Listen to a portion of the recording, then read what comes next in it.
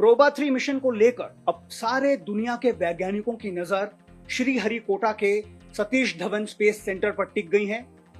European space agency इस unique mission को अंजाम दे रही है। हालांकि इसका प्रक्षेपण बुधवार को होना था, लेकिन यूरोपियन स्पेस एजेंसी के एक स्पेसक्राफ्ट में टेक्निकल ग्लिच आने की वजह से इसे टाल दिया गया। इस मिशन के लिए पीएसएलवी रॉकेट को चुना गया है। उसकी दो खास वजह है। एक तो हमारा जो स्पेस पोर्ट है वो स्ट्रेटेजिकली लोकेटेड है, जहां से आप कम दूरी तय करते हुए उस डिजायर ऑर्बिट तक पहुंच सकते हैं। और दूसरी बड़ी बात यह है कि ईसा के पास यानी यूरोपियन स्पेस एजेंसी के पास ऐसा रॉकेट नहीं है जो 550 किलोग्राम भार के सैटेलाइट को लेकर जा सके। अगर वो नासा के पास या फिर दूसरी एजेंसियों के पास जाते हैं तो उन्हें बहुत ज्यादा खर्च उठाना पड़ेगा। इस वजह से चूंकि इसरो उनकी तुलना में ज्यादा सस्ता है, इस वजह से पीएसएलवी रॉकेट जिसकी स्ट्राइक रेट 99% है, उस रॉकेट को इसके लिए चुना गया है। अब ये प्रोबा 3 मिशन क्यों जरूरी है, इसको भी हम फटाफट समझ लेते हैं। प्रोबा 3 मिशन से जो है ना एक आर्टिफिशियल सूर्य ग्रहण क्रिएट करेंगे वैज्ञानिक, ऐसा उन्होंने बताया। ये कैसे संभव होगा उसको मैं बताऊंगा। उससे पहले ये जान लीजिए कि सूर्य ग्रहण जो होता है वो हो सकता है कि हमारे और आपके लिए एक नॉर्मल सेलेस्टियल इवेंट हो, लेकिन वैज्ञानिकों के लिए इसमें बहुत कुछ सीखने को मिलता है सन की स्टडी को देखते हुए। तो होता क्या है कि जब सूरज का जो डिस्क होता है ना वो इतना गर्म होता है कि आप आसानी से 24 घंटे सन को ऑब्जर्व नहीं कर सकते हैं, जो भी हमारे पास धरती पर मौजूद टेलीस्कोप्स हैं, क्योंकि उसकी जो डिस्क होती है वो बहुत गर्म होती है। इसीलिए वो वेट करते हैं। जब पृथ्वी और सूरज के बीच चंद्रमा आता है, सूर्य ग्रहण की स्थिति बनती है, तो चंद्रमा जो है उस सन की डिस्क को पूरा ढक लेता है और जो आउटर मोस्ट लेयर है जिसे कोरोना कहा जाता है वो वैज्ञानिकों को नजर आती है और वहां से बहुत ज्यादा स्टडी जो है वो करने को मिलती है। इसीलिए हम देखते हैं कि दुनिया भर के वैज्ञानिक हजारों किलोमीटर दुनिया भर में ट्रैवल करते रहते हैं ताकि उनको वो पूर्ण सूर्य ग्रहण के हालात मिले और वहां पर वो उसको स्टडी कर सके। लेकिन जो प्रोबा 3 मिशन है इसमें यही खास बात है कि ये एक तरह से स्पेस में एक आर्टिफिशियल सूर्य ग्रहण क्रिएट करने जा रहा है और वो भी 6 घंटों के लिए। अब ये कैसे होगा?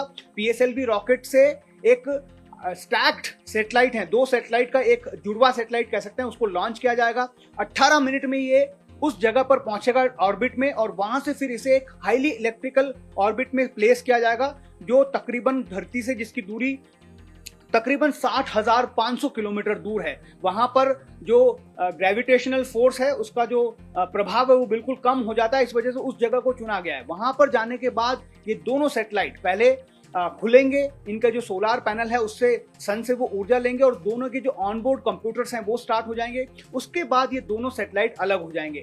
अब हम देखते हैं कि सैकड़ों सैटेलाइट धरती के आगे चक्कर लगा रहे हैं, लेकिन सबका एक फिक्स्ड ऑर्बिट होता है, उसके इर्द गिर्द वो घूमते रहते हैं। लेकिन यहाँ पर एक चैलेंज है।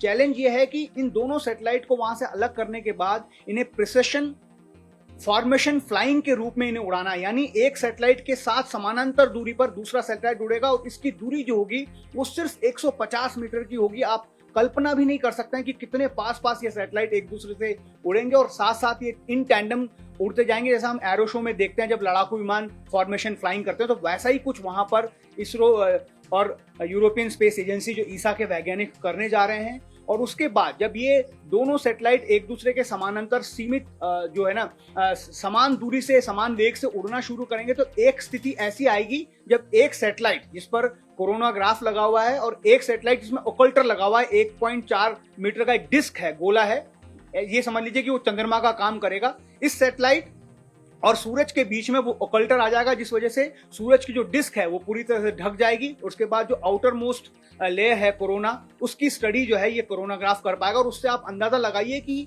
2-3 मिनट या कुछ मिनटों के लिए नहीं बल्कि 6 घंटे तक ऐसे हालात बने रहेंगे, जिससे वो कोरोनाग्राफ के जो इंस्ट्रूमेंट हैं, जो कोरोनाग्राफ स्पेसक्राफ्ट है उसके इंस्ट्रूमेंट से कई सारे डाटा जो है हमारे वैज्ञानिकों को दुनिया भर में मिलते रहेंगे।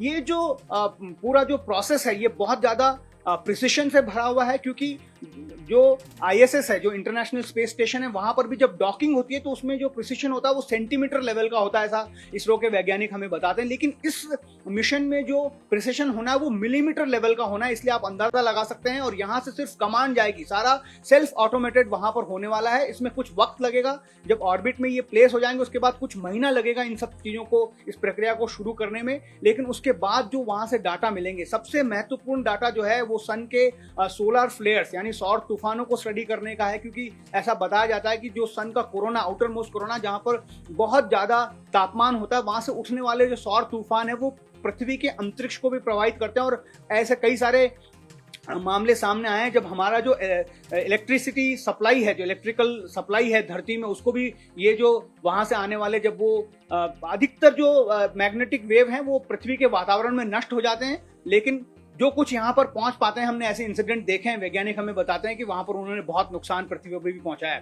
तो ये एक बड़ी स्टडी इसमें करने वाले हैं कि जो पृथ्वी के अंदर बनने वाले सोलार फ्लेयर्स हैं, जो वहां की चुंबकीय तरंगे हैं, वो किस तरह से वहां पर बनती हैं, किस तरह से वो 8 मिनट में, क्योंकि जो पृथ्वी है वो सूरज जो है वो पृथ्वी से तकरीबन 15 करोड़ किलोमीटर दूर है, तो वो 8 मिनट में इतनी तेजी से कैसे पृथ्वी तक पहुंच पाती हैं, कैसे पृथ्वी के जो अंतरिक्ष को वो प्रभावित करती हैं, और कैसे वो फिर वातावरण को चीरने के बाद पृथ्वी के अंदर आकर, धरती के अंदर आकर यहाँ पर हमारे जो इंस्ट्रूमेंट है, इक्विपमेंट्स हैं, उनको नुकसान पहुंचाती थी। एक बहुत बड़ा चैलेंजिंग सब्जेक्ट ये है, और अगर प्रोबा 3 मिशन जो है वो सफल हो जाता है तो वहां पर जब स्पेस में ऐसा एक on demand solar eclipse create होगा, सूर्य ग्रहण क्रिएट होगा, तो उससे आने वाली जो स्टडी है, जो डाटा है, उसको पढ़ने के बाद वैज्ञानिक सूरज के नेचर को, कैसे वहां पर वो सूर्य तूफान बनते हैं, कैसे वहां पर वो जो है सोलार फ्लेयर उठते हैं, कैसे वहां से वो जो मैग्नेटिक वेव्स हैं वो धरती तक पहुंच पाती हैं, ये सब चीजें जो है बहुत आसानी से स्टडी करेंगे, तो इससे हमें बहुत सारी चीजों का पता लगेगा। और जो पृथ्वी के अंतरिक्ष में जो जिस तरह से सूरज की ये तरंगे जो है वो नुकसान पहुंचा रही है, उससे भी हम काफी हद तक जो है निजात पा सकेंगे। हमारा आदित्य L1, हमारा अपना मिशन, जो भारत का मिशन है, इसरो का मिशन है, वो लैग्रांज पॉइंट पर अभी भी तैनात है, और वहां से वो सूरज को लेकर कई सारी स्टडीज भेज रहा है। लेकिन ये जो मिशन है यहाँ पर, क्योंकि आपको एक कोरोना काफी टाइम तक वैज्ञानिकों के सामने वो मिलेगा, इस वजह से जो डाटा है वो बहुत ज्यादा होंगे, और उससे जो स्टडीज के जो निष्कर्ष निकलेंगे, उससे बहुत हद तक सूरज के रहस्यों को पढ़ने का, जानने का मौका मिलेगा।